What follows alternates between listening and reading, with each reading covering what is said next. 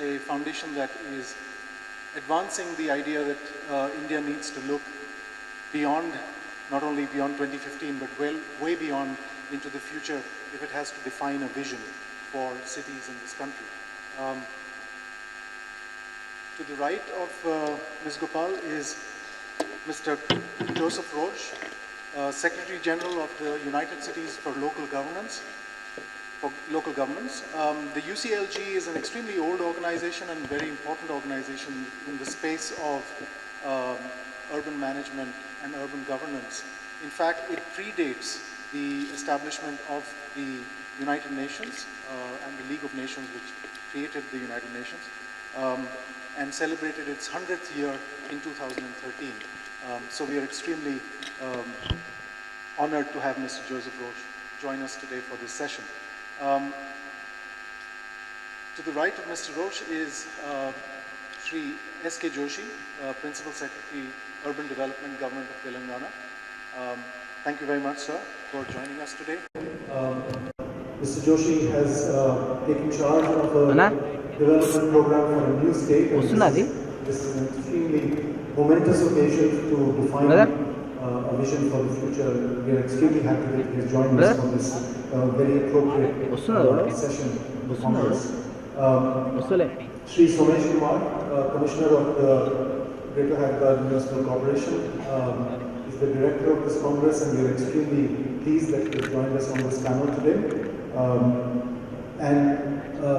I expect that in this presentation he will speak about the vision for Hyderabad itself and going forward, how to deal with the challenges beyond 2015. And last but not least, extreme right of the table is Mr. Carlos Garriga. He is project manager of the VR Water Foundation based out of Barcelona.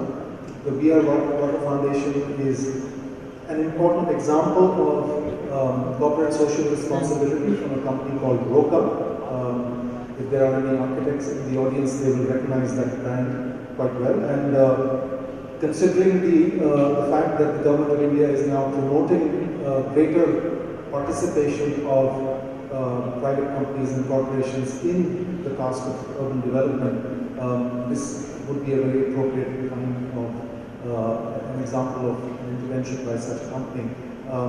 Importantly now, as you might all know, the government has also introduced the idea of corporate social responsibility funds being used for providing sanitation and other services in slums in India, and that makes it all the more appropriate that Mr. Garriga will be speaking about water and water-based services in the Indian rural and urban sector. I'd like to, in fact, start the session with a presentation by Mr. Garriga, if I may invite you. Good morning, everybody. I'm sorry, but I'm not going to talk specifically about the post-2015 agenda. I'm sure we'll do it very well. We all know what the goals were, which ones have been more accomplished than others. For instance, despite improving water sources for 2 billion people since 1990, still 783 million still lack access to water, 1.8 billion drink improved but unsafe water, 2.5 billion have still no sanitation, and 1.1 billion still defecate in the open. We have been told here quite a few times, and in fact not just here, but in many meetings like this one, that it's time for the youth to be here and to take the action. So what I would like to do is explaining and sharing with you 3 different stories, but in 3 different stories with 2 things in common. First one is that they all have been created by very young people. And the second one, I will tell you later on. To start with, it comes the first story about a couple of girls. They could live very far one from another, but that shouldn't be a reason to live in such a different world. Let's see the first video.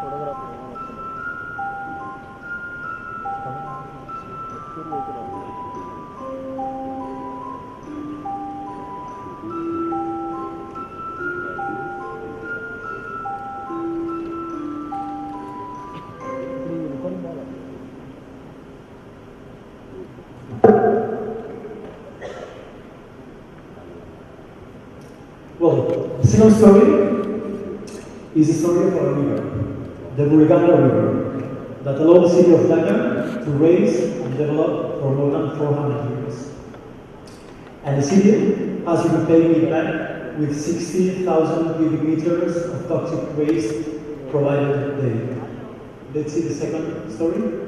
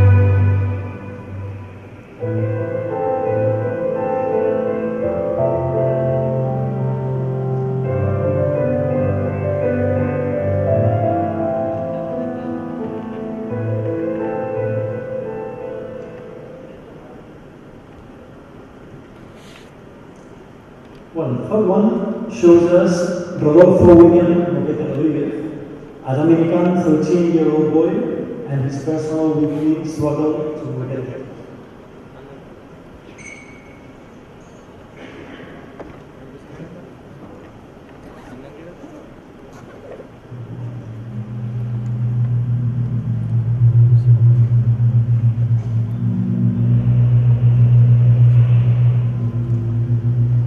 Saneamiento.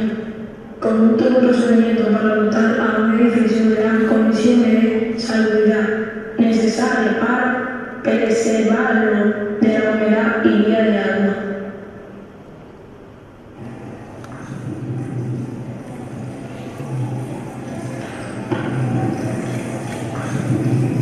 Mi nombre es Rodolfo William Moquete Rodríguez. Tengo 13 años y vivo en Floradito, en la República Dominicana.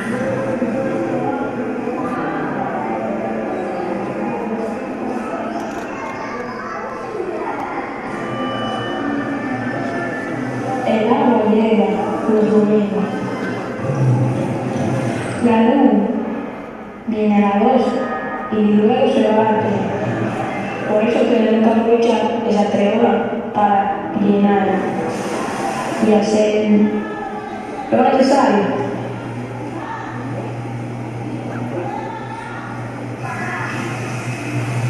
El agua que sale de la tubería no tiene suficiente presión, por eso usamos una bomba de agua y una manguera para darle más presión.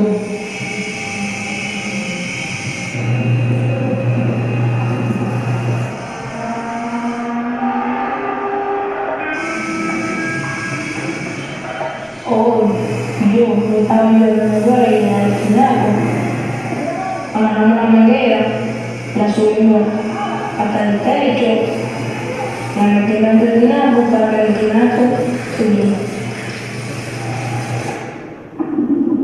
El tinaco es un tanque que coge 250 galones para mantener el agua. El agua se usa para bañarse, para la cocina y para limpiar la casa.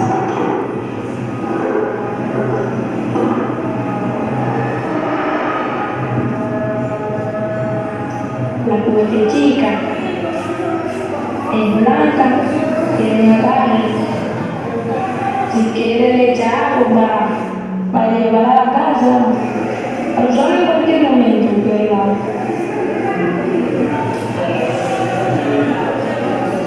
Bueno, cuando se va la luz, recogemos el próximo domingo.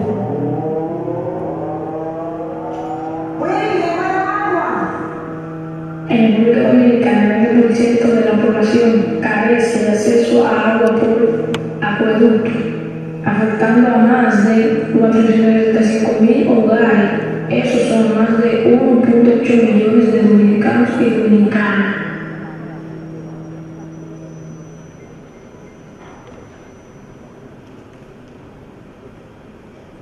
Well, these 3 stories are the winners of the We Are Water Film Festival, an international film contest that we in the We Are Water Foundation organize every 2 years. You can find these stories and some others on our website. But what else do these stories have in common? The reality, the truth. Not only explained, but lived and seen by young people. Youth who don't want to see words, but action. Promises but facts. We should wonder if we are doing our best to leave them the better world possible. I just expect that whatever the new goals after 2015 say, we don't see anymore girls missing classes due to lack of water, rivers dying thanks to the human behavior, or children wondering if next week there will be water available. We, the We Are Water Foundation, will work for it. Thank you very much. Thank you, Carlos, for that very thought-provoking set of films. Starting with water, of course, is an important thing when we talk about beyond 2015, where the agenda is likely to be about resilient cities, sustainable cities, and resources like water are going to be in strong demand. I'd like to now invite Joseph Ghosh to address the audience. Okay, thank you very much. Thank you for inviting me to this Congress of Metropolis. Secretary General, as you said, of UCIT, but I'm here more representing all the members of local and regional government, including Metropolis and its Secretary General. What we have done, it's I think another part of the story that has been explained today. When you see a film, the reality is fractured. And I think that on the other side there are words, but we have to use words to convince people about the policies that have to be implemented. I'm afraid that in my job, I have more time, to talk and to see people talking than seeing the reality sometimes. But because our main aim is to represent local, regional government society on those discussions at the highest level, normally the United Nations or the nations. And I must say it's a hard job, it's not an easy job to do. But at the end, we all realize that this advocacy is extremely important if we want to finally solve the problem. In the case of the local and regional governments, what we have done is to create what we call a global task force, trying to bring together all the power of the local governments. This is not a small power, I would say. Sometimes I say, and I repeated that here yesterday, when we go to the United Nations, well, there are less than 200 national governments, and then we have to say, well, in our case of local and regional governments, we just our association represent more than 300,000, so we are 99.99% of all the governments of the world. So if you want to solve the problem, you better consider that you have a network of local governments, a network of mayors, a network of presidents of regions that are all over the world. And I think that the main point here is that finally, any of those problems on the global agenda are problems that are affecting people and are affecting places. Concrete people and concrete places as we have seen on those fields. Our role mainly is try to convince, sometimes, on these discussions at the global level, avoid that they lose the perspective of what is going on in the reality. I think that our main role is first, make sure that when the analysis of the reality is done, we bring the local knowledge to those discussions. Then, when decisions have to be made, we have to bring also the point of view of the local governments. And when I say local governments, I include all the governments of proximity, the governments that are on the territory, the governments that are closer to the people and the places where the problems are. So the second thing is saying, well, the decision making has to take on board the local governments. And third point, very important as well, who does what? I think that that's the other point, the action. And finally, the action is where the problems are. And when you read the results of the open working group that was 2015, the list of 17 goals, you find all the basic things that are affecting the real quality of life of the people. You start with goal 1 on hunger, another on health, another on education, another on gender, another on water and sanitation, as has been said here. And then, you go on, there are 17. When you arrive at the goal 11, it says, making cities and human settlements inclusive, safe, resilient, sustainable. Sometimes I have the feeling that at goal 11, it was like the bourgeois Jean-Pilon of the Molière, that all of a sudden he was talking about the difference between poetry and prose. Okay, well, I've been talking all my life in prose.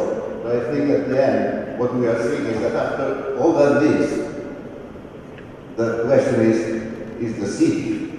So I think that at the end, there is a role to be played by the territorial government, very clear role. And I think the main message that I would like to give here is that precisely now our question is not a question of a diagnosis. We all share more or less the situation, what is going on. We see the reality, we see the film, we see what is going on. The thing is, who does what and how we do that. And I think that the main emphasis, the main discussion that we need to have in the next few months, before the end of the work of the post-2015 group and the development of the SDGs, is the means of implementation. That's the issue, and that's where we should be discussing the main points. And I would agree even with the open work that probably in this means of implementation, at least there are two basic issues to be considered. One is what we would call financing. Finally, we are in a world where funding is a key issue. And if we don't solve many of the global financial issues that are around, we will not be able to solve global problems. So this is a big issue. It has to be really tackled. And I think there are many discussions now going on about how we change the global funding for development. This is an issue with the participation sometimes in the private sector, other partners. We have to make a clear discussion on that. The states have to contribute, local governments as well. funding for development is a key issue. And the second one deals more with implementation.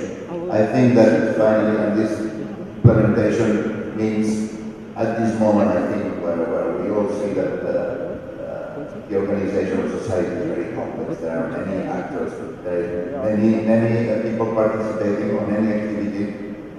I think the key word is partnerships. Partnerships among the different sectors.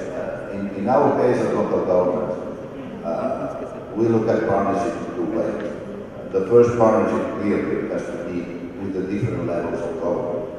Sometimes public administration is complicated. I don't think we can simplify it because life is complicated and the organization as well. But at least what we have to do is to try to work together and to cooperate in the different levels of government.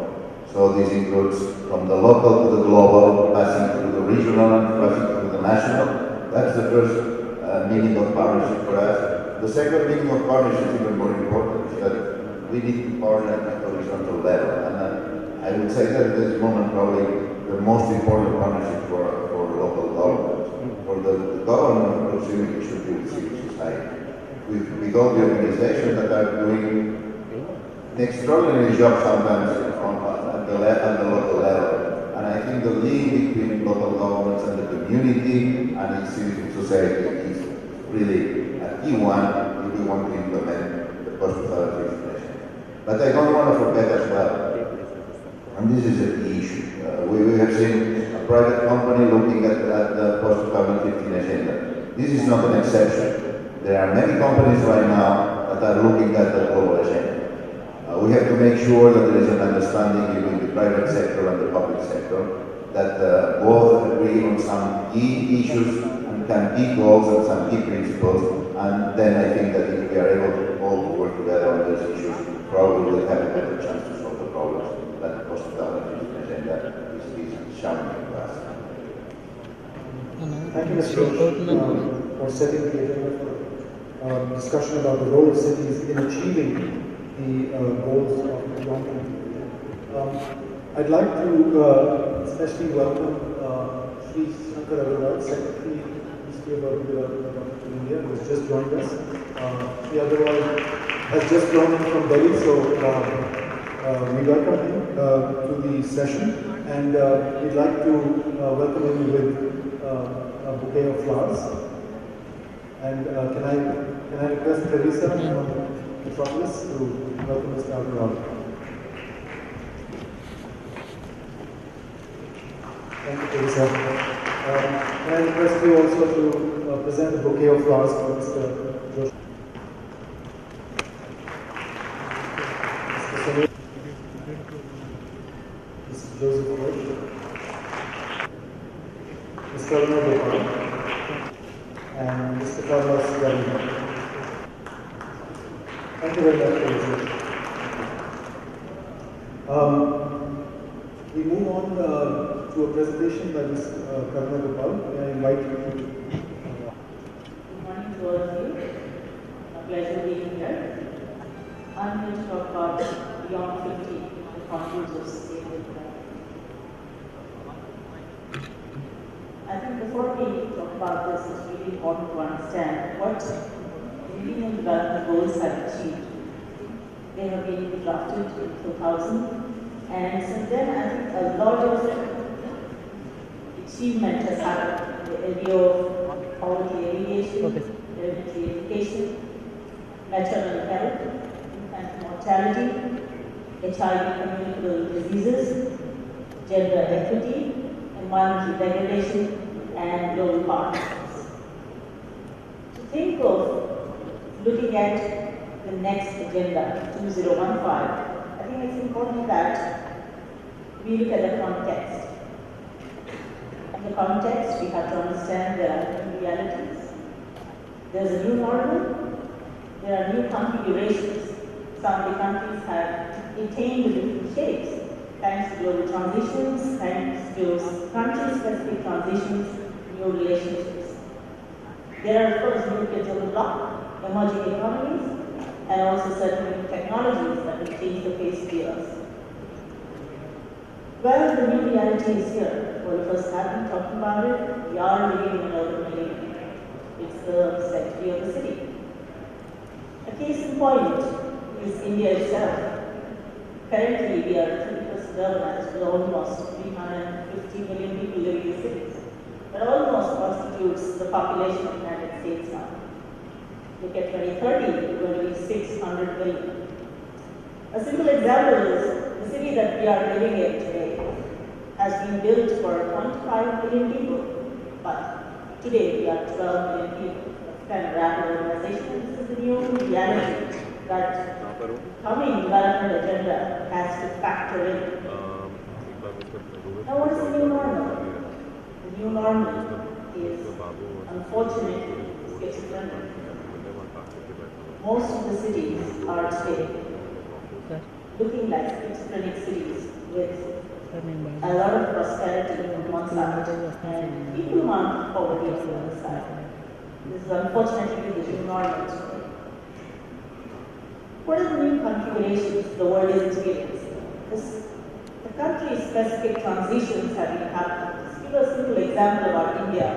India has been experiencing 5 very important transitions, and I've listed about 4. India is going through urban transition, where obviously most of us are living in cities today. India is going through demographic transition. Surprisingly, the death rate and the birth rate of India have stagnated. So we will have a lot of bankable assets with us, young people. Look at the economic transition that India is experiencing. India has distinctly moved away from the agrarian economy to the knowledge economy. In the year 1950, agriculture contributed almost 52% of the gross domestic product, but now it is contributing 45%. There is a distinct and a very strong shift towards knowledge economy. Health transition, my friends, India surprisingly has moved away from infectious diseases to NCEs, we call non-communicable diseases like cardiovascular disease, diabetes, mellitus, and cancer. I've just given an example, a transition that only India is experiencing. All the countries around the world are experiencing their own transitions. Now, the new development agenda has to factor in even this. There are a lot of new equations that are emerging around the world. Take it to India. India at one time was compared to the other Asian tidal economies like Hong Kong, Japan, or Malaysia. But today, India is being compared to TIPS, Thailand, Indonesia, and Philippines. United States and India. Prima facie, you don't see any kind of connection in the economic profiles of the nations. But surprisingly, the health profiles of India and United States have started resonating to the same needs, non-communicable diseases. Rwanda and China, prima facie, no relationship, but if you go back and check, both of the economies are growing at the same percent growth. This is a very interesting thing. Most of the economies around the world have started looking at new asset class. Rwanda's development is completely attributed to the new asset class that the country has discovered, and that is women. Well, so what are the implications of this changed context on the new development agenda beyond 2015? Perhaps we have to revisit our assumptions, rethink our strategies, and reconfigure our programs. Now, to me, it is prima facie a simple agenda. I think the new agenda is going to be city-centric, and it has to remove the disparities in the socio-economic conditions. So we have to look at social cohesion, promote participatory and inclusive governance, and foster sustainable development. In other words, we are saying, let's remove the schizophrenia. We are saying, let there not be so much of disparity among people living there. So equity becomes the most important part of the next goal that we're going to articulate for the world. So how do we propose to do that? Well, I'm very optimistic, and this is a purely personal perspective that I'm presenting in front of you. I think according to me, cities collectively have all the answers for the problems. Cities have already developed a cure for the malaise. We know that cities have been economic engines of growth, they have been hubs of entrepreneurship and innovation. But what has been happening in the last 15 years since the first announcement of the Human Development Goals in 2000, the last 15 years, cities have built a lot of knowledge. Now today they are repositories of knowledge and they have built a whole lot of assets that are intangible and invaluable. They will come and rescue us when we want to remove the disparities and inequality in the society. Now let me give you a quick look about what it looks like. I think the cities around the world have conceived, incubated, built, nurtured and tested many a technology. They have tested many an innovation. They have become test beds for new age thinking. Look at governance reforms. If you have seen a lot of improvement in Rwanda's economies because of governance reforms that allowed it to participatory that included women in development. Many of the cities are looking at digital infrastructure as a great leveler and a participatory tool. Smart solutions. On a daily basis, there are smart solutions that are going to make life easy for people who are marginalized. There's a smart solution for water supply, there's a smart solution for sanitation, for removing gridlocks, for preventing rapes, and that is happening mostly in the squatter settlements. There are smart solutions all the time, even as we speak, that are being built everywhere. Sustainable design. I think cities around the world have been really experimenting with sustainable design. And today, the world has access to the best-in-class designs of net zero buildings. And also, some of the fantastic designs I have seen are in the area of low-cost housing. So it's definitely useful to bring in equity. Innovations. Friends, I think in the last decades we've seen a whole lot of innovation, product innovation, process innovation, just call them anything, but they have been transforming the lives of people. Social media, another useful, extremely useful infrastructure that has been changing the lives of people. People who never had a voice, they have one. Human capital is getting created all the time that understands the topics. Big data. Big data, my friends, is considered to be the biggest asset that any government can have today. A lot of solutions are being built, a lot of tools are being built.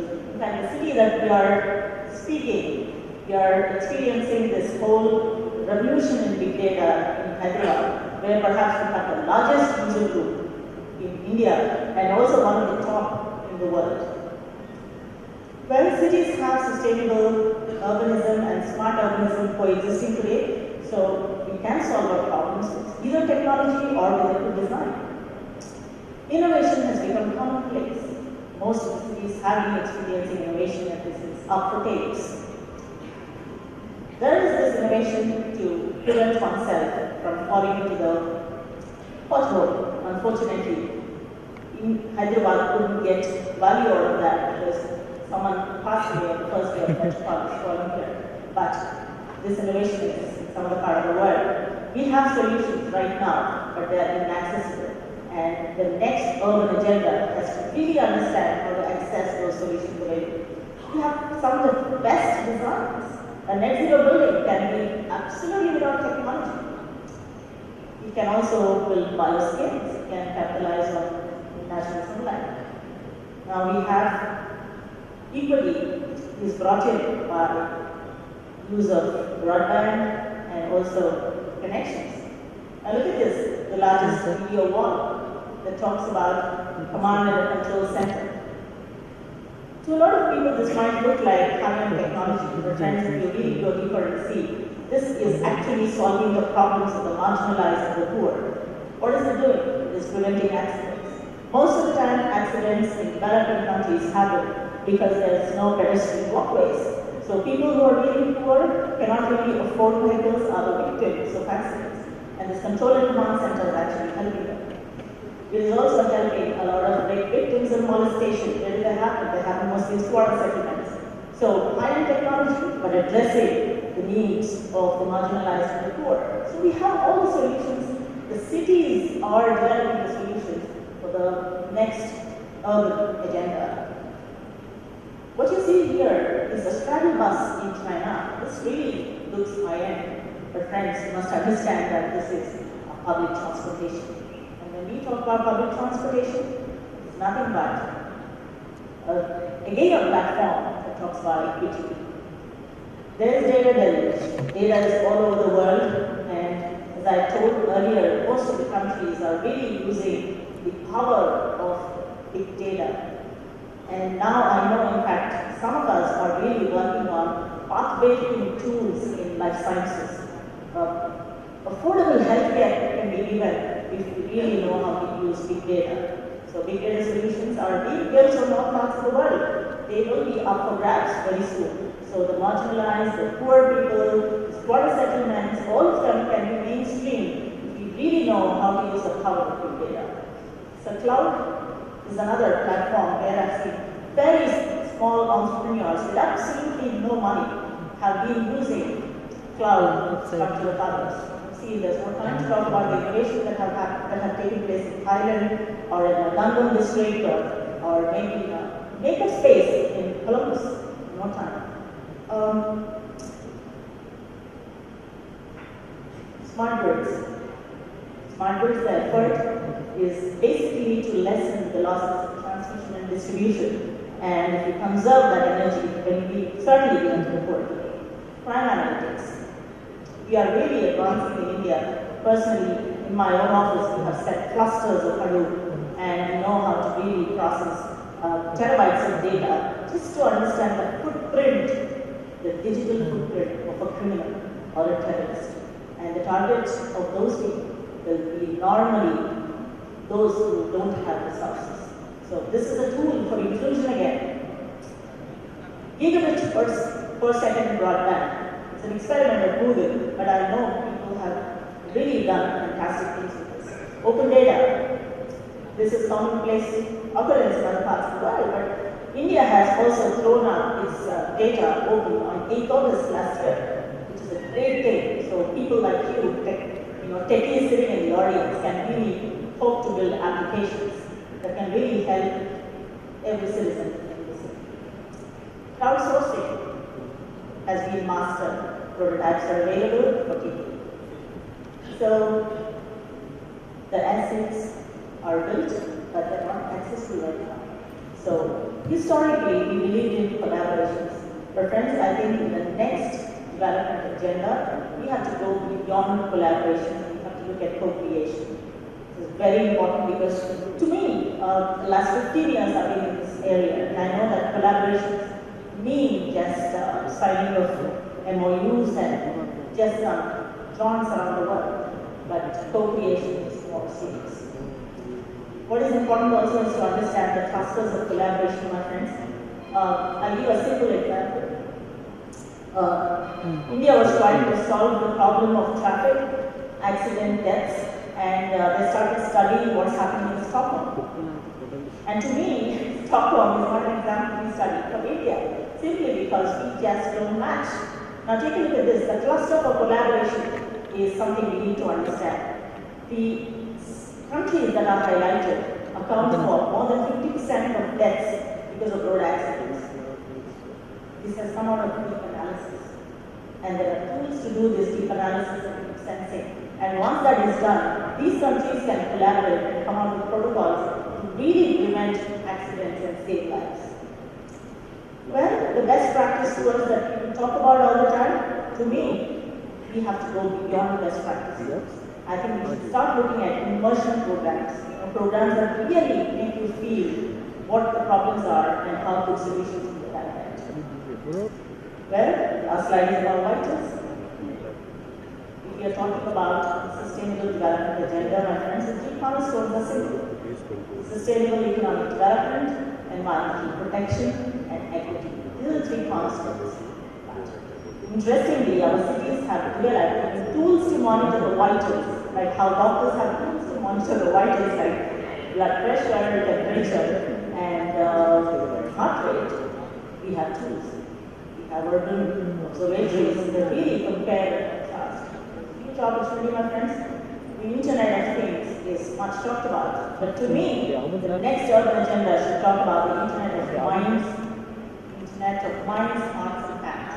Because we have been endorsing what we call as collective action where more hearts to resonate with the development needs, more minds to meditate on solutions, and more hands that shape the contours of urban planning. Thank you very much. That was a wonderful continuation of very interesting dialogue that started with Carlos's presentation on water, and also the first animation that Carlos had shown was about equity, which Karunaji also mentions and emphasizes. And there is an interesting continuity between the different presentations, starting with equity with a resource like water, moving on to city networks and the role that city networks can play. And then Karunaji has again pointed out the idea of co-creation, the ways in which collaborations across nations and across cities will help us to deal with the post-2015 agenda. Thank you very much. I'd like to now invite Mr. Sumesh Kumar, Commissioner of GHMC, to make his presentation. Good morning, everybody. I welcome Mr. Sankar Agarwal, Secretary Government of India Urban Development. I also welcome our Secretary MAUD, Mr. S. Eminent speakers, all our delegates. I'll be talking about beyond 2050 and bring back the real situation and what we can do with respect to this. So the whole idea will be to take those goals, then what is the present status, and then also what is that we are doing and what more we have done, so that will be what we can discuss. So if we look at the fact sheet, we are 1.21 billion now in India, and we will surpass China by 2030. India will be home to 18%, almost every fifth person will be. 2 out of 5 world's largest cities will be in India. India is both in terms of GDP, and it is, as all of us know, it is the largest. Urban population is in India, if you look at 31. Then we also, I am not going through all these details, but if we look at poverty line, we find that almost 22% of the people live under poverty.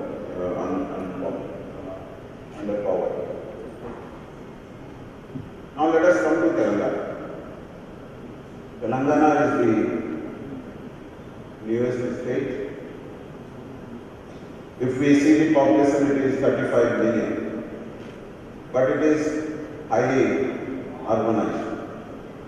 Almost 40% of the population of Telangana is urban, and Hyderabad plays or contributes very significantly to it. Now coming to Hyderabad, what is interesting is, if you see the last line, everybody has cell phones, and that also gives us hope that how we can move toward the goals. In terms of city profile, we are the 4th most populous city in India, and now we have a total area of 625 kilometers. Let me focus my attention now on our vision, making Hyderabad a world-class city, which is inclusive as well as slum-free and aligned to the sustainable development goals. Most of you know these goals, but for the benefit of those who don't know or not fully aware, I just put them here. I will not go into details. But if you look at the goal number 1, it is end poverty in all its forms everywhere. End hunger. Then ensure healthy lives and well-being of all ages. All ages is very important. Then ensure inclusive and equitable quality of education. Then if you look at the other goals, it is achieve gender equality and empower all women and girls. Similarly, the next one, if you look at, is availability and sustainable management of water and sanitation. Our speakers earlier spoke about it. Then energy, then resilient infrastructure, then other goals. You can see here consumption patterns to be made more sustainable, then climate change, then conserve, sustainably use our resources. Then if we look at the goal number 50, about which I will talk slightly, is to combat climate change, which is adversely affecting all our poor people, particularly in the slums, floodings, etc. Now let me take you through the goals, certain goals on which we have been working and perhaps we need to further focus on. So goal number 1 and 5 on poverty and gender equality. If we look at it, one of the major things we can do is to form self-help groups of poor. And in this direction, we have been working. Right now we have about 40,000 such groups which have 400,000 women. But there are many more who are left out. And these women have further been put into slum level federation and then into town level federations also, so that the whole city is networked and confederated in form of a self-help groups. Large number of people migrate and they come to the cities for jobs. Therefore, skill development becomes very, very important. And unless we focus on them, I think it is going to be really difficult to eradicate poverty and bring some kind of prosperity in everybody. One way it is a problem, but if you look at it in another way, it also becomes a solution for the growing need of services, for growing need of various products. But there the challenge is how do we reach the unreached. We did some small experiment in terms of creating some mobile vans which could go to the slums and enroll people, particularly youth who are looking for such jobs. I will not go into details for want of time, but show you some pictures. So this kind of vans which is on a PPP model, which goes to each and every slum, which records their details in the computer, then private sector player actually does the assessment, does counseling, and will provide jobs for such. A huge potential is there, about which you can see how the van looks like from inside, where the entire registration can be done for the people who are we find difficult to reach. Now going to goal number 3, healthy lives and promote well-being for all ages. Here, the kind of people we need to focus are those who are persons with disability. And we have been working with them.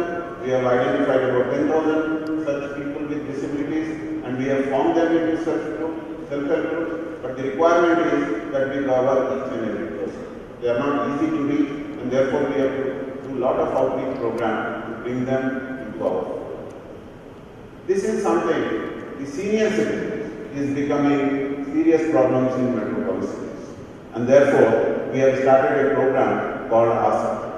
And right now, we cover about 100,000 people, but we need to go to many more and also create new services for their safety, for their security and for their well-being, which has to be done by the agency in collaboration with other local associations.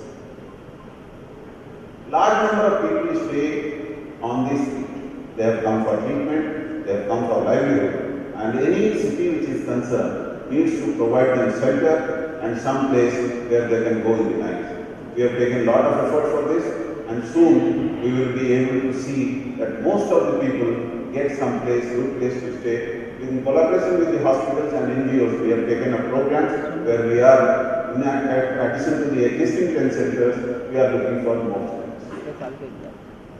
The next goal is end hunger. Government has got beautiful PDS schemes, but still there are large number of people who don't have ration card, who come to the city for search of livelihood and they have nowhere to go.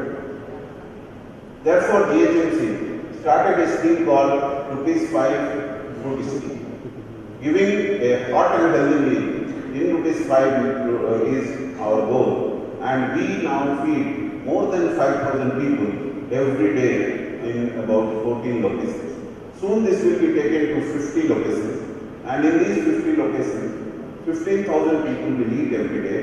The total budget that we have earmarked from GHMC is 11 crores for this whole year, and there is more demand, we will be taking it further.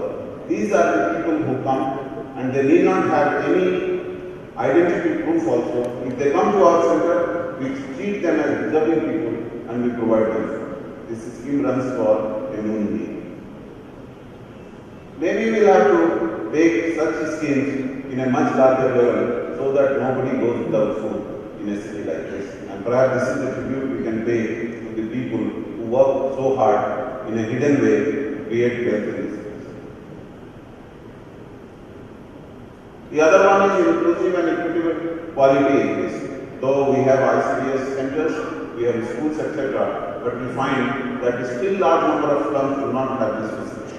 So opening facilities there, and one of these schemes we have started, it's called Musman, the Play School, and we want to reach 1,500 centers, which are community-owned and entrepreneurship based. It will not only give early childhood education to the children in the slums, but also create livelihood for 3,000 women. We are using electronic IT as well as training and support system to ensure that the centers work well, and actually the children, when they join the school, they are ready like any other kid in a post locality. Then we come to sanitation and water. So Government of India already has announced a scheme in India. We like to take benefit out of it and ensure that everybody has a proper sanitation facilities. In addition to that, water is a key thing, where we are starting 1,500 reverse osmosis water plants for safe drinking water supply to the slums. And it also creates livelihood for more than 6,000 people. This is affordable, reliable, sustainable and modern energy for all. In this regard, Telangana is one of the first states to go for energy conservation building code, and we have been also GHMC on the building. Whenever we give commissions, we try to bring such things. In addition to that, I would like to tell you that GHMC area consumes 60 megawatt of power, and now we have introduced on a pilot phase the LED system, which is centrally controlled, because of which we will be saving 60% of the energy. And within the next 3-4 months, the entire city will be on LED. We are also looking at options of making it Wi-Fi enabled, so that instead of the regular thing, the LED itself, the poles, etc., are used for the whole concept without leaving the city. This is the most important aspect, and maybe my last point which I would like to make. Our vision is to, and particularly our CM every time tells and directs us to take care of this, to make Hyderabad a slum-free city. It does not mean that we have to send people out, but to create in situ slums into good places or habitats. For this, Hyderabad has got 1,476 slums, which covers more than 4 lakh households.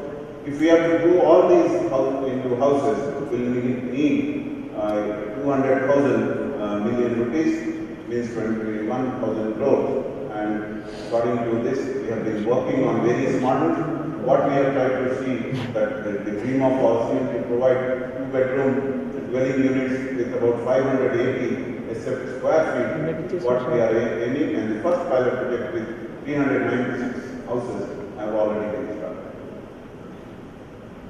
This is the goal regarding ensuring climate change, and private sector player actually does the assessment, does counseling, and will provide jobs for such. A huge potential is there, about which you can see how the van looks like from inside, where the entire registration can be done for the people who are we are finding difficult. Now going to goal number 3, healthy lives and promote well-being for all ages.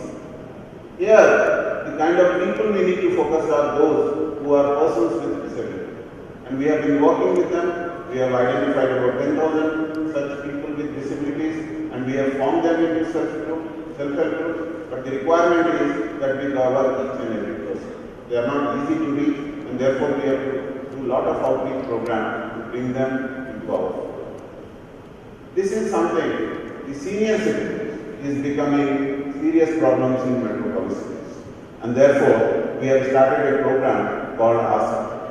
And right now, we cover about 100,000 people, but we need to go to many more and also create new services for their safety, for their security, and for their well-being, which has to be done by the agency in collaboration with other local associations.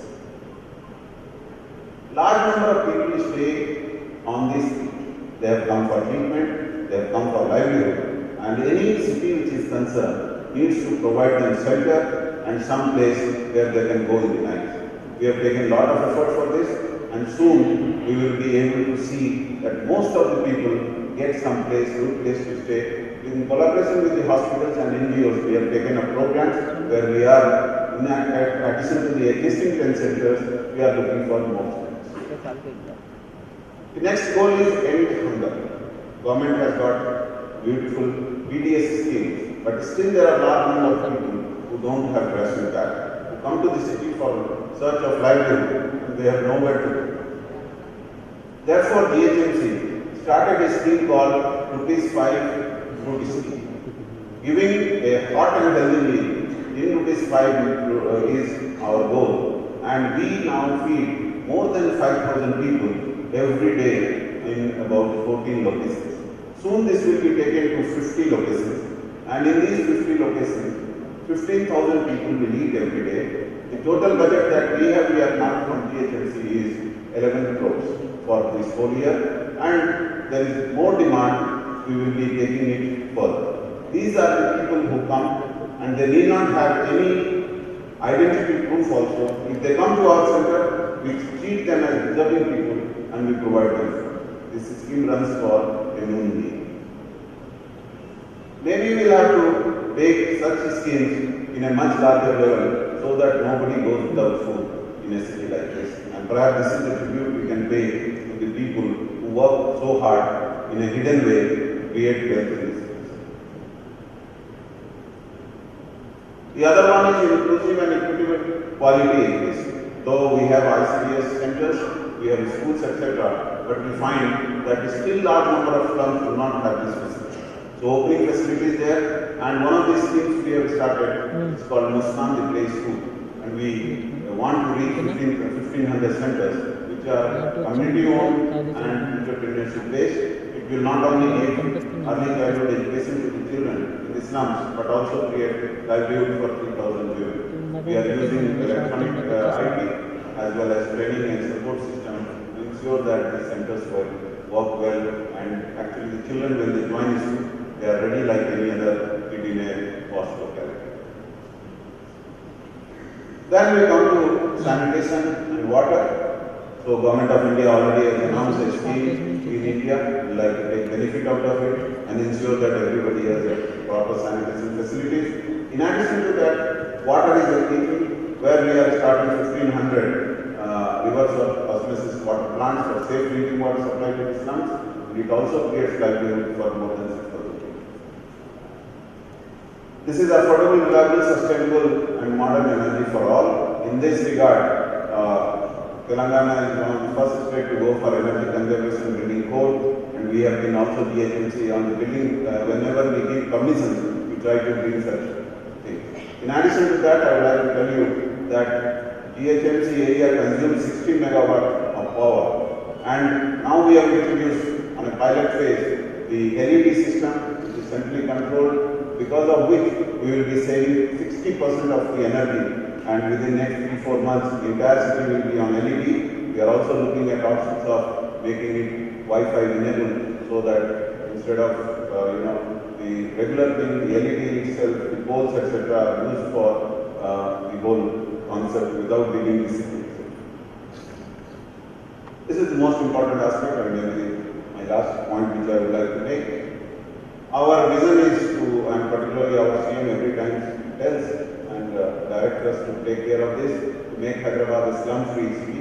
It does not mean that we have to send people out, but to create in situ slums into good places or habitats. For this, Hyderabad has got 1,476 slums, which covers more than 4 lakh households.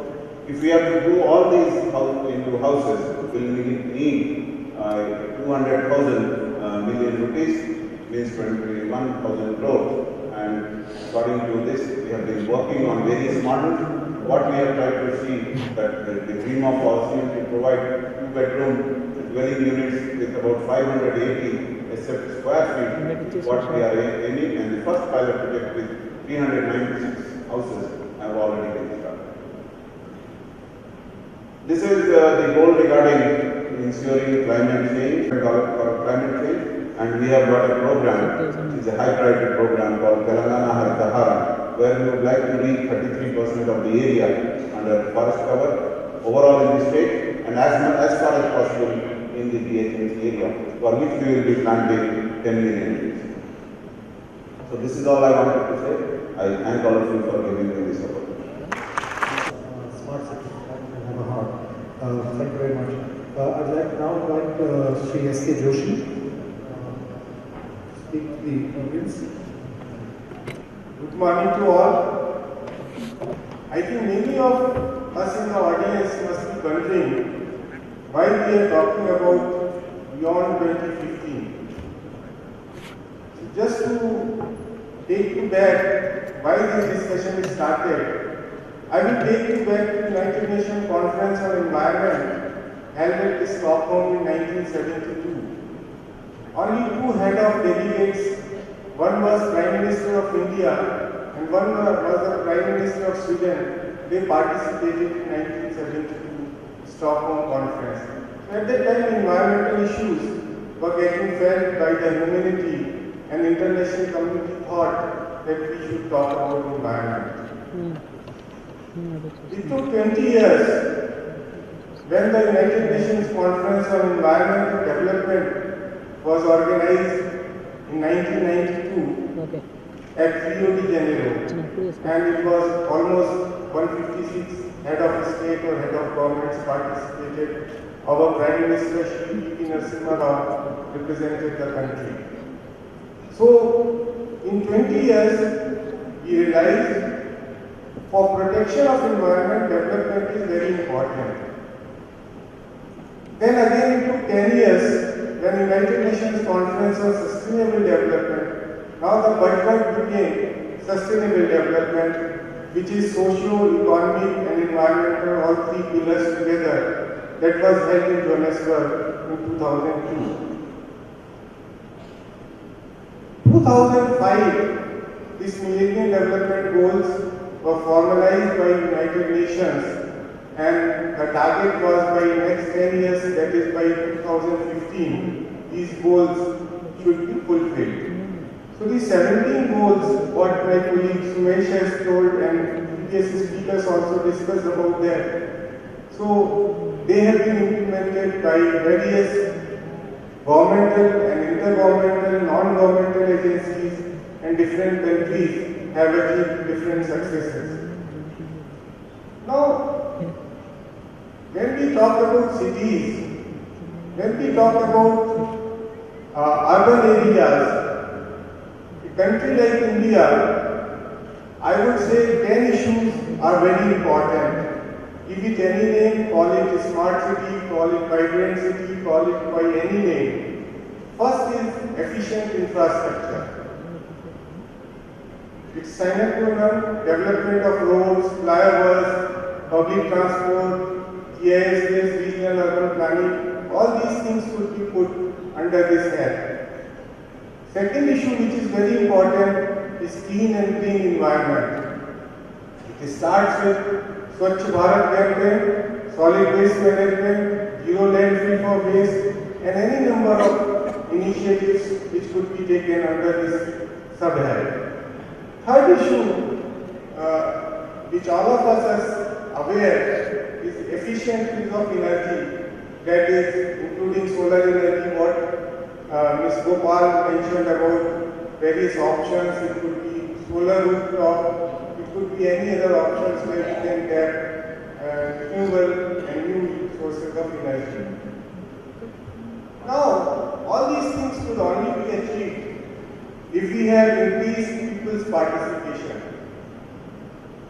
So long the citizen feels pathetic that it is somebody else's responsibility, it is government's responsibility, it is the urban or rural local body's responsibility. We can't achieve the goals. So we should have the mechanism, call it networking, call it by any name, where increased people's participation is assured in all day-to-day activities and decision making. Fifth point according to me is accountability. I am calling it accountability of government officials, because unless we have a system of making everybody accountable, things could not improve. So whatever job we are supposed to do, we should be accountable and answerable to that. So this element has to be introduced in our governance structure. Sixth point, I consider it very, very important, is to have a city with a soul, where care and safety for women is assured, elderly people with special needs are taken care of.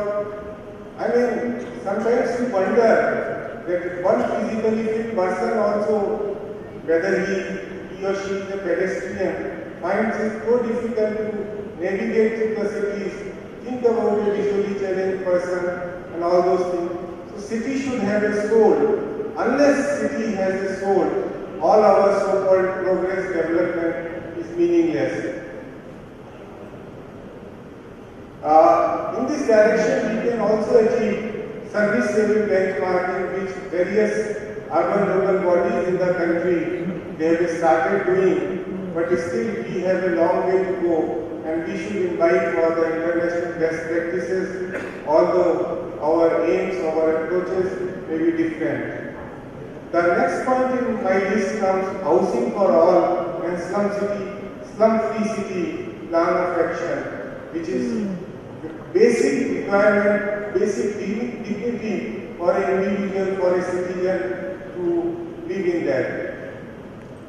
How to achieve all these things, because these needs financial resources, these needs human resources. So we have to evolve a model where development has to pay for itself. There are a number of initiatives taken by different agencies, different local bodies, but still we have a long way to go. Now I will take you back to what is famously known as Metropolis matrix, where any urban area is decided on the matrix of three parameters in terms of rows and in terms of columns. I start with livability. And hardware required for it is good quality housing and amenities. Software required for livability, social networks and interactions creating urban buzz. Third aspect is governance, where safety and enforcement of law is supreme. Second row in my matrix is economic competitiveness. Unless the city and urban environment is economically competitive in terms of transportation and communication units, in terms of quality of office and commercial spaces, that is the hardware which is needed for a city to be competitive. In terms of software, is clustering of human capital, ability to attract talent, social cultural openness. Unless the city is open, it can't attract the best talent around the world. When we come to governance, reasonable tax rates, efficient governance structures are very, very important.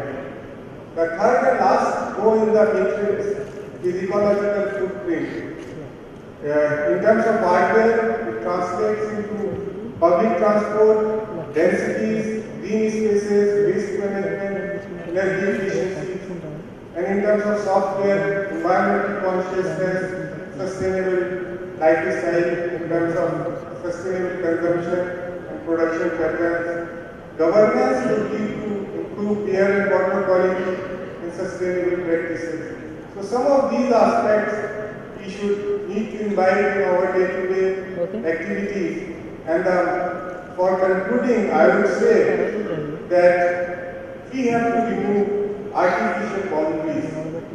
We have far spent so much time in terms of rural people, urban people, this class, that class. So we have to remove artificial boundaries, and it should be development and sustainable development for one and all. Thank you very much for your time. Thank you, sir, for re-emphasizing the fact that our cities need to have a soul. It's very interesting that here in India, dialogue is now talking about smart cities, which otherwise people think of as very heartless cities. And we are planning to create smart cities with soul, with heart, and this is a wonderful ambition for our country. The National Institute of Urban Affairs has produced a document with the title Cities for All, which we are going to request the eminent panelists to help us to release. And if I can invite Sri Shankar Agarwal to release the book.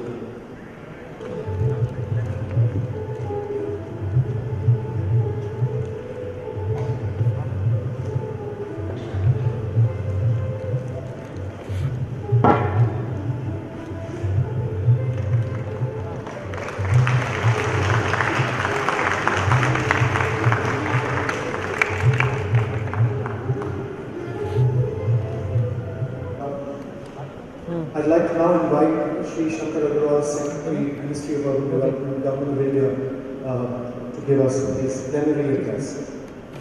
Thank you, Judge. Immediately on that. Distinguished guests and friends. It's my pleasure to be here this morning and to share some of the views on urban life, and especially on the smart city.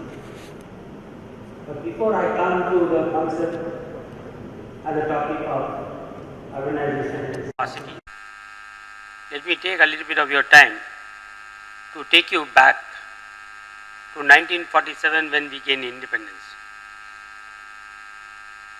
When we gained independence, the first and the foremost problem before us was that of the security of the nation.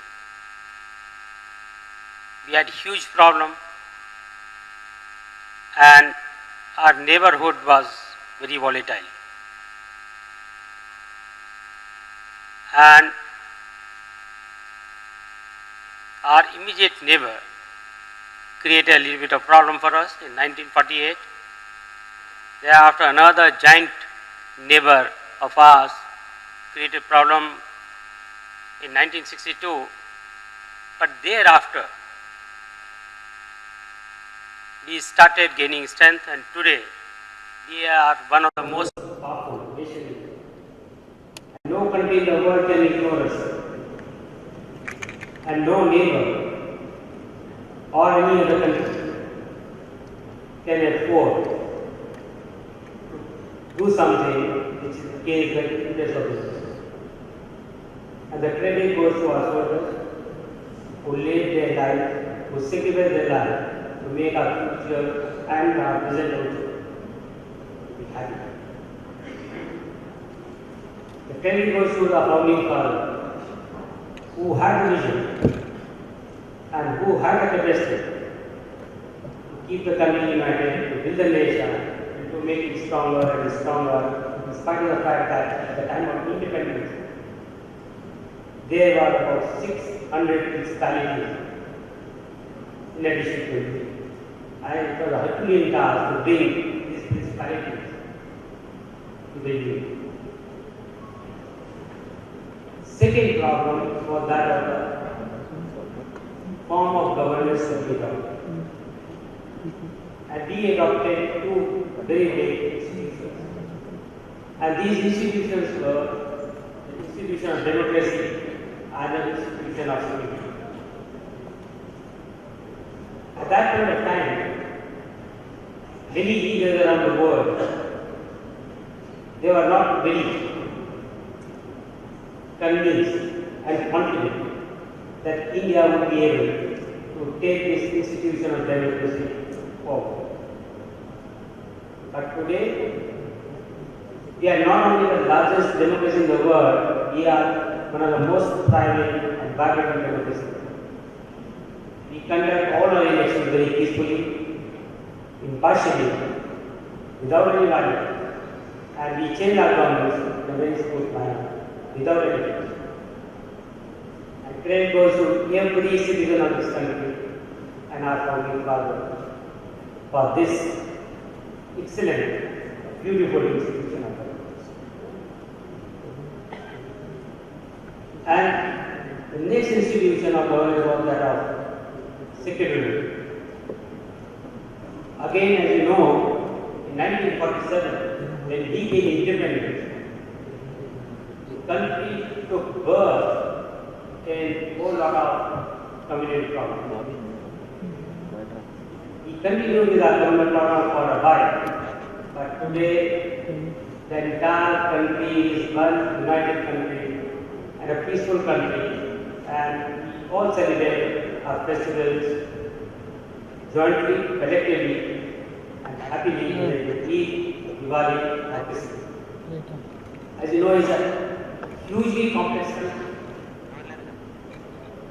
hugely pluralistic country, multi-ethnic, multilingual, multi-religious, but in spite of all this diversity, we have been able to take the country forward, and today it's a very happy nation. The entire world is amazed at this achievement.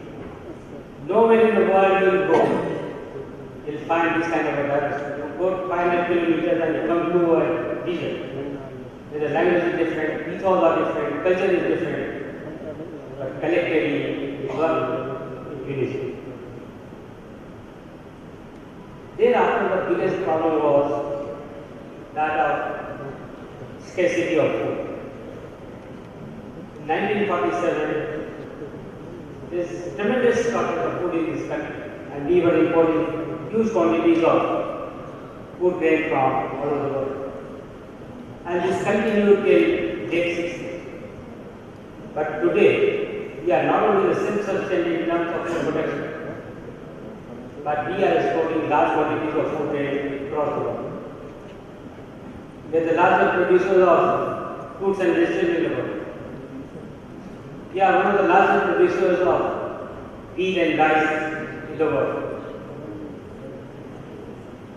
And the credit goes to our farmers, credit goes to our scientists who made it possible. Thereafter, the problem of that of economic growth. And as you know, that for the first few years, we are growing at a rate of 2.5, 3%, 3.5%. And we used to call it Hindu rate of growth. At that point of time, nobody ever thought that India would be growing at a rate of 6% or 7% or 8 or 9. And thereafter we started growing. 5, 6, 7, 8, 9 and 9 plus. And even today, in spite of the sluggishness in the economic growth, we are the second fastest growing economy in the world. And we are confident that very soon we will be able to achieve a figure of 10% as the growth in GDP. The entire world is amazed that how come India with such plurality, such complexity has been able to achieve a growth rate of 9%. And most of this growth has come from the knowledge economy, as my previous speaker had said. The entire world took a note of this. However, this growth is meaningless. It's not going to serve any purpose, and it's not sustainable unless it becomes inclusive, unless it becomes participatory. It is very necessary that the success story should give benefit to each and every sector of the economy. Even today, almost 25% people are below poverty line. And if we take the definition of empowerment plan, so almost 50% of our people are below empowerment.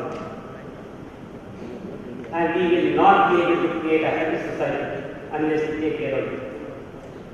It is very necessary that our growth becomes inclusive, and that means people who live in rural areas, those who are poor, and especially those who belong to scheduled caste, scheduled tribe, minorities, women, they should become a part of this success.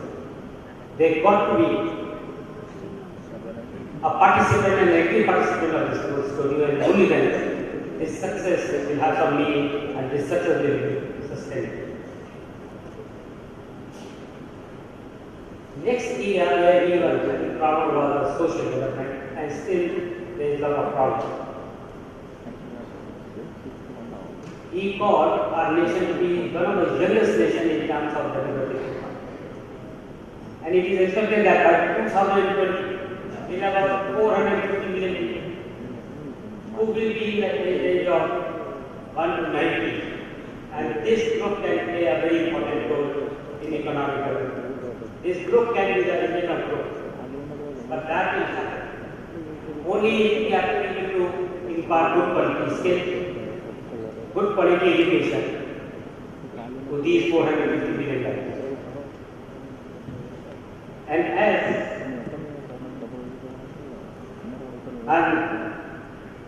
Gopal was saying, that unless we improve the quality of education, unless we take good quality education to each and every person, irrespective of the social status, irrespective of the financial status, it's not good. And similarly, in the health service, it's very, very difficult today to get cost-efficient and good quality health services to poor people. And that's a huge challenge. However, with the help of technology, we can take care of all this. And this is what we are trying to achieve under smart city. But before I come to smart city, now let me take 2 minutes of yours for explaining why we are focusing on urbanization. Wherever the progress is taken place, it has taken place only because people congregate, they think together, they create new ideas, they create new processes, they create new technology, they take advantage of the technology, and then they move forward. So it's a natural process of migration from rural areas to urban areas and from smaller towns to bigger. For the last 65 years, our focus was primarily on the rural development. Because as I said, at the time of independence, there was a huge problem in terms of poverty. There was a huge problem in terms of literacy, because large number of people were in rural areas, and the GDP was also coming from rural areas. But today, almost 60-65% of the GDP comes from the urban area, and almost 31-32% people are living in urban area, and this figure is going to go up very rapidly now in India. And they migrate to urban area in search of employment opportunity, in search of economic activity. So now the focus is on urbanization.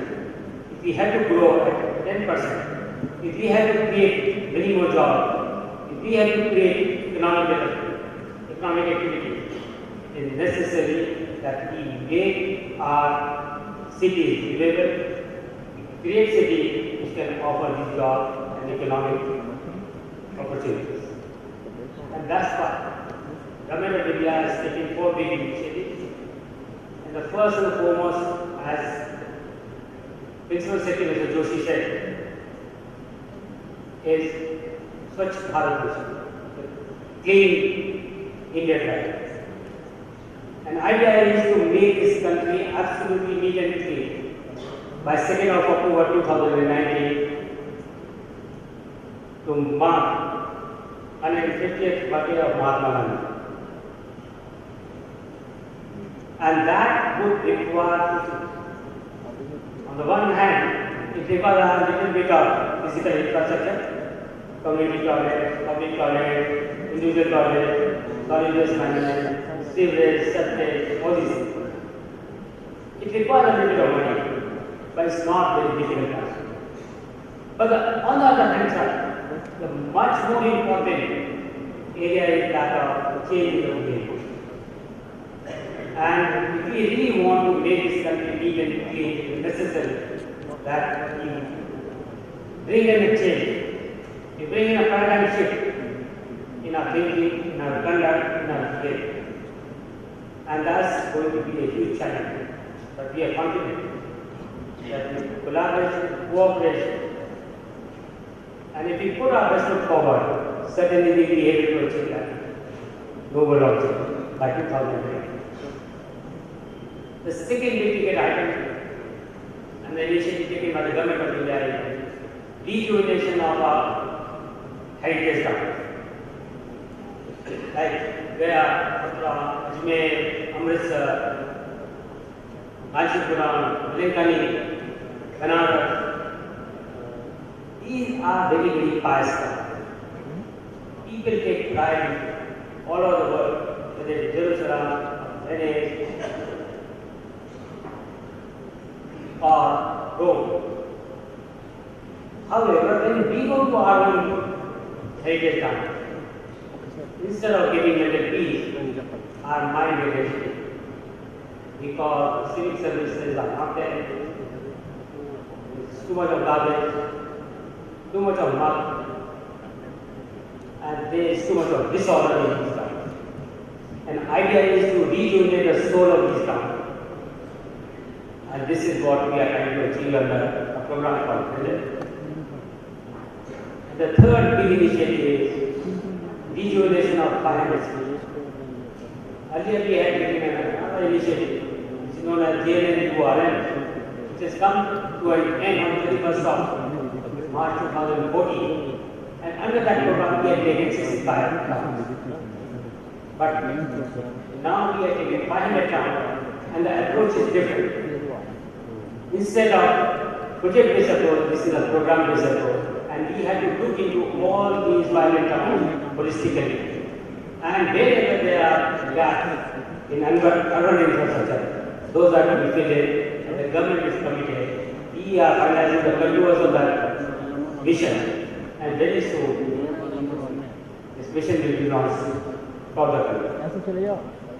And the fourth big initiative is development of 100 smart cities.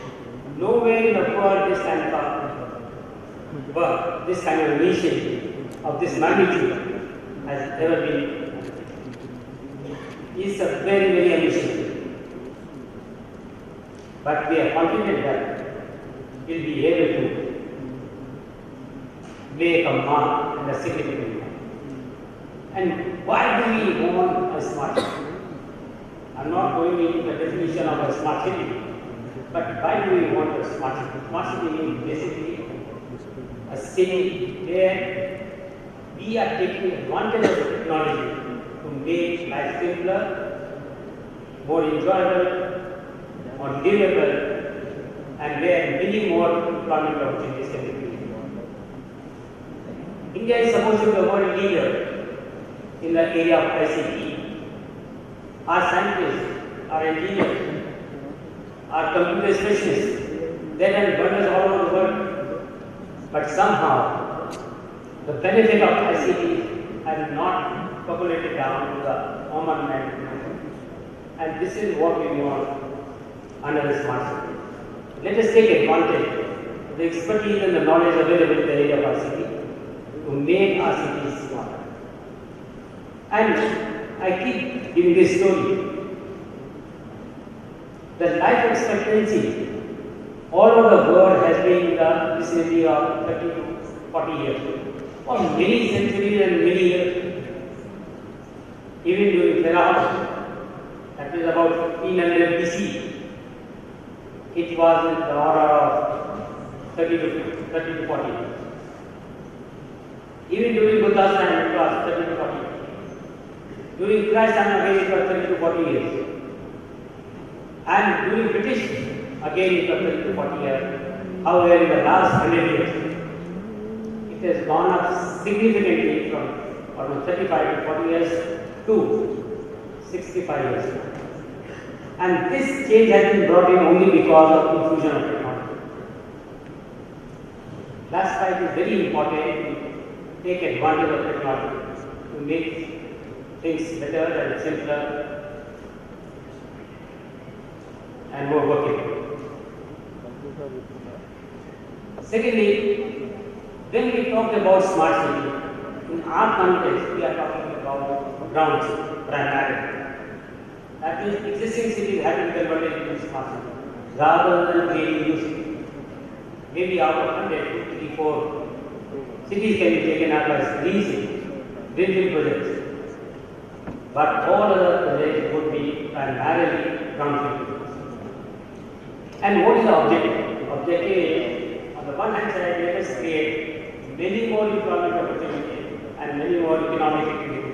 And on the other hand, let us create a better quality of life.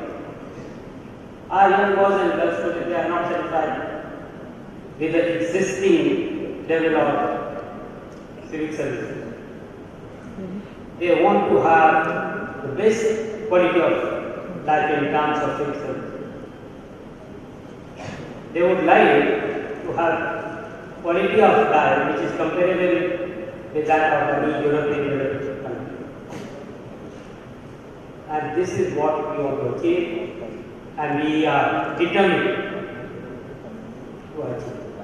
And what we are trying, we are going to identify 100 cities in collaboration with the state government, in consultation with the state government. However, these will be identified primarily with a focus on employment opportunities. So wherever there is a potential for employment generation, we will take up this. And then, suppose let's take Hyderabad. Today, Hyderabad is adding 100,000 jobs every year. Can we increase this to say 1 million every year? If yes, then let's look backward and work backward to find out what all is needed in terms of urbanization, in terms of urban infrastructure to ensure and facilitate creation of 1 million jobs every year. And this is what we are trying to achieve under smart city. And the first step to develop smart cities is citizen engagement. As man you said, it is very, very necessary and important to have citizen participation right from the very beginning. And they should be active participating in the decision making process. So what we are saying that there will be some kind of a citizen engagement reference framework. Some professional agencies will be utilized. They will talk to housewares, they will talk to traders, they will talk to office goers, they will talk to all kind of people. And they will capture the aspiration and expectation of people. And once that framework is created, including getting the feedback from the social media, thereafter city development plan will be created. And city development plan will have the citizen engagement framework as one only, the spatial and the GIS mapping as another input, ICT mapping as another input, and the master plan as another input. And on the basis of these 3-4 inputs, a city development plan will be created. That will again be put up before the citizen and their feedback will be taken. Once it is finalized, then the DPRs will be created for different kinds. And idea is to take advantage of the private element. Because private enterprise brings in speed, private enterprise brings in efficiency, and government brings in scalability and sustainability. So this is what we want to achieve. And to take care of physical infrastructure, what we are planning that we must be in a position to make a commitment to citizens of this 100 smart city that we would provide 24/7 electricity, 24/7 water supply, good quality water supply, a very robust cyber connectivity, either a gigabit per second or maybe at least 100 Mbps in each and every home, that is fiber to home.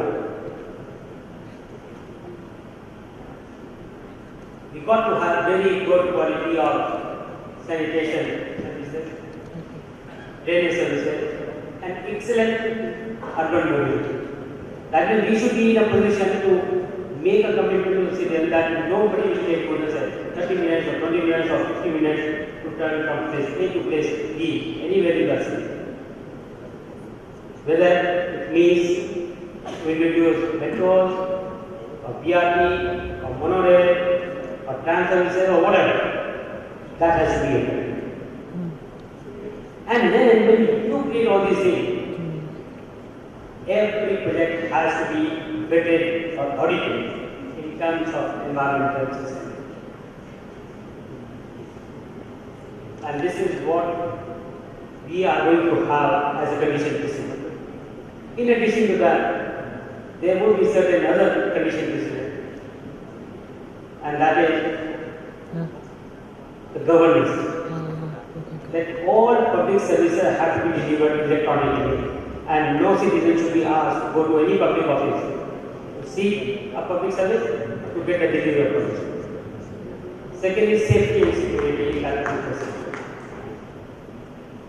That every person, every woman, every lady in that city must be reasonably secure, and that can be achieved with the help of ICT again to a very large extent. And third, it got to be inclusive and personal. And finally, all information has to be public. These are the conditions precedent, and I am sure that after 5 to 10 years' time, this country will be a changed country. Our cities will be livable, not only livable, but excellent places to work in, excellent places to live in, and we will be able to create much more wealth for the happiness and for the prosperity of each and every citizen of this country.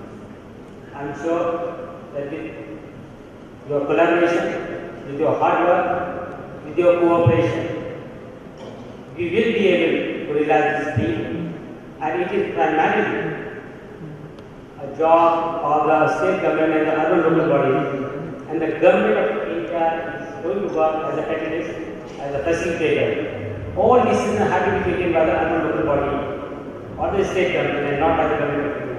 But I assure you from this forum that we will stand by you, we will strengthen your hands, and we will do whatever is required to make this dream come true. I take this opportunity to thank the organizer and the state government of Telangana for having invited me over here and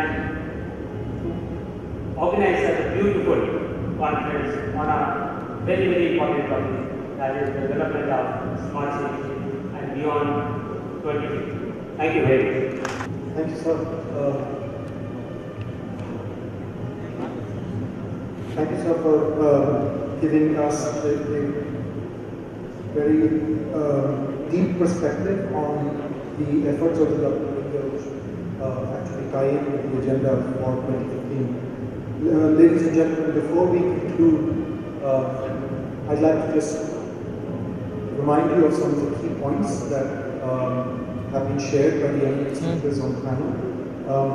It's important for us to realize that through all of these presentations, we have actually engaged with all the different aspects of the 2015 agenda for sustainable development, such as affordable housing, basic services for all, safe, affordable, accessible transport, participatory urbanization, inclusive urbanization, the protection of cultural and natural heritage, mitigating economic losses due to disasters, strengthening regional development, and all of this brought together through the kind of integrated planning which is going to be one of the bedrocks of the Smart City mission as well as the other missions of the Government of India, and are already part of the vision for the state of Telangana and the city of Hyderabad. I think it's important for us to add that in the Indian context, what has been highlighted as a very important issue is the heart and the soul. And it is very important for us to realize that we have made a very smooth transition into speaking about smart cities with heart and soul. And I think this is one of the key takeaways from the session today. And lastly, I think it's very important for us to also recognize that this panel represents something else which is not mentioned as part of the sustainable goals, but it is one of the bedrocks of achieving any of these goals, and it is leadership. Every single one of our presenters today is leading the effort in their own capacities, in their own specific realms of operations. They are providing the leadership for achieving these goals. And I think we must applaud this and thank all the speakers today. Kindly join me in a round of applause.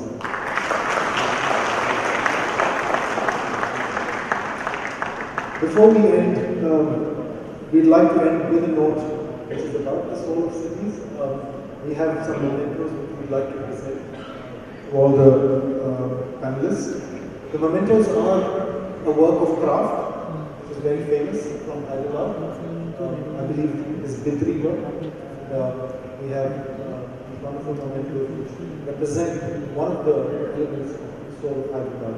And I'd like to invite Sri S.K. Joshi to present the first memento to Secretary Sri Shankar.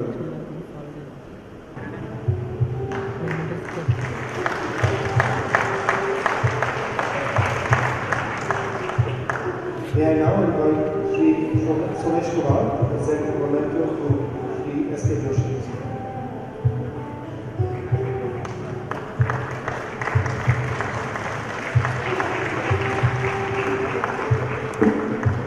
I'd like to invite Sri Sunil Dubey, India representative of Metropolis, to present the memento to Sri Somesh Kumar.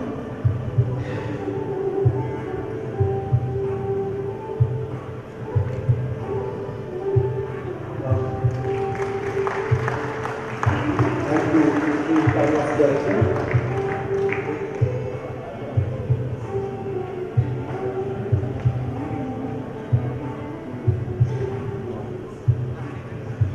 May I also invite Sunil to present the memento to Sri. Sunil, may I also request you to present the memento to Mr. Joseph Roy. And lastly, I invite Agnes Picard, who heads the Secretariat of Metropolis in Barcelona, to present the memento to Karuna Gopal.